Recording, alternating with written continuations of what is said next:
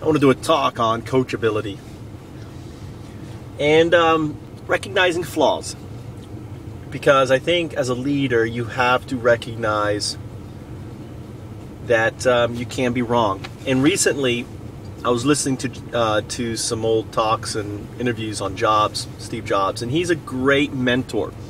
Just because the guy's no longer around, there's so much, doesn't mean you can't learn from him, and there's so much you can learn from Steve Jobs. I love the quote recently in the news. Is like, it's like he was characterized as rather flippant, right? Meaning he'll say one thing and then 5 minutes later, and he talks about this, he'll change his mind and go in a different direction. And ultimately, what he admits, and I'm very similar to that. If you watch my talks, I have over 200 talks, you're going to find contradiction after contradiction. We are, what's the word? We are in the moment. We're constantly gaining new information, changing, and the reason why I leave so many videos is because I actually want to create a record, because I think it'll be an interesting study, because there's of an entrepreneur actually going through it. So my talks like this and everything else is about that public record. We're an open corp.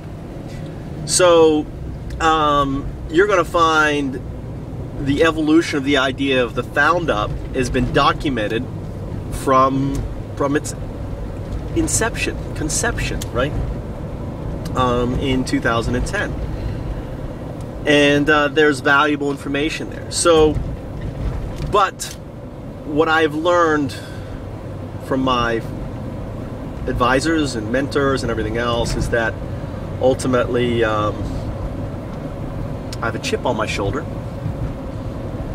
and I've spent considerable time beating up the poor startup and what I call Angel Gate, the closed VC community that ultimately is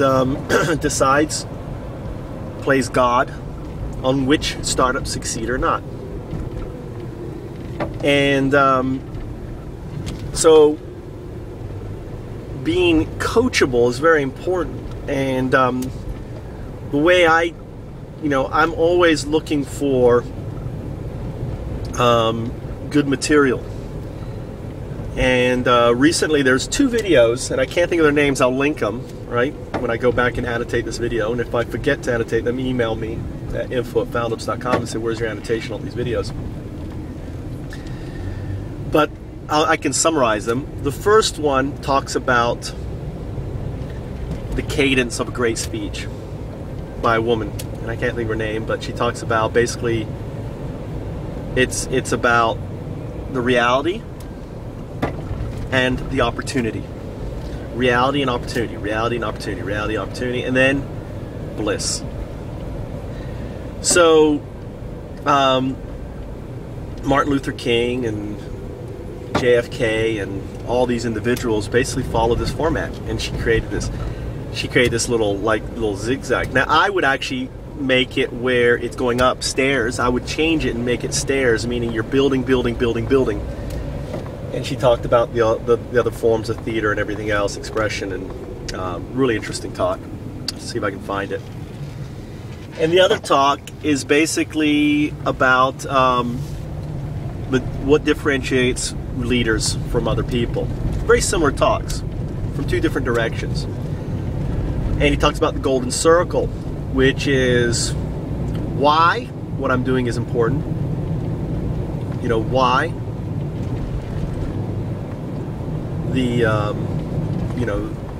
ultimate cause, the reason. So why am I working so hard to bring about the open startup? Because the entrepreneur lacks a ubiquitous solution for launching their ideas, and as a result of the many bottlenecks and systemic problems, innovation is stifled.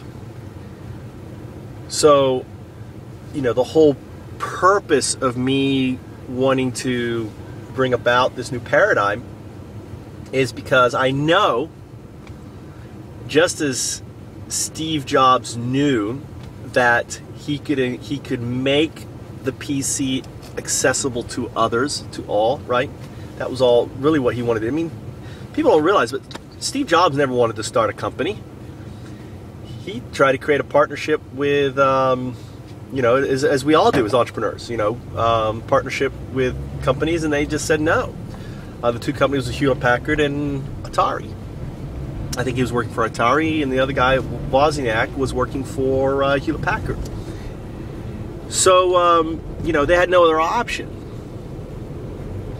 Most entrepreneurs don't want to go out there and start a company. Most entrepreneurs just care about curing the pain. However, you know, just like the old PC would have to assemble the keyboard and the hard drive and all of this, the poor entrepreneur has to assemble his startup. And one is the expectations on the skills that he's required is extremely unrealistic. Two, the access to funding, it's expensive, and the access to funding is unrealistic because it ties to the first one. They're like, do the first one. Well, it's hard to do the first one when you don't have the second one. And third thing is, you know, the developer bottleneck that right now, I mean, in order to be an entrepreneur, you got to be a developer. Everything is web, right? And the opportunities to disrupt that. So if we can disrupt these three things, the funding, the unrealistic requirements, and the developer in a ubiquitous solution for entrepreneurs, then we can increase success. That's the simple premise. And ultimately, you know, going back to the talk on coachability, you've got to be able to communicate your dream, so, and your vision, and you have to be able to show commitment, right, to it. So being coachable is so important, and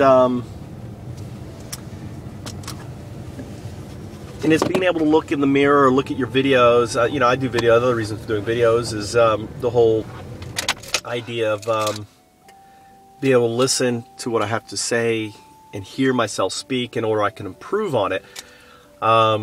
You know, I noticed, for example, because I've been living in Japan for 6 years and I don't talk that often, except for on videos and with my family and with colleagues, but I don't really talk as much as I used to, is I was having incomplete sentences and fragments and other things just in my talking. So being able to change that is important. So coaching yourself, you can do that with video. I hope that helps.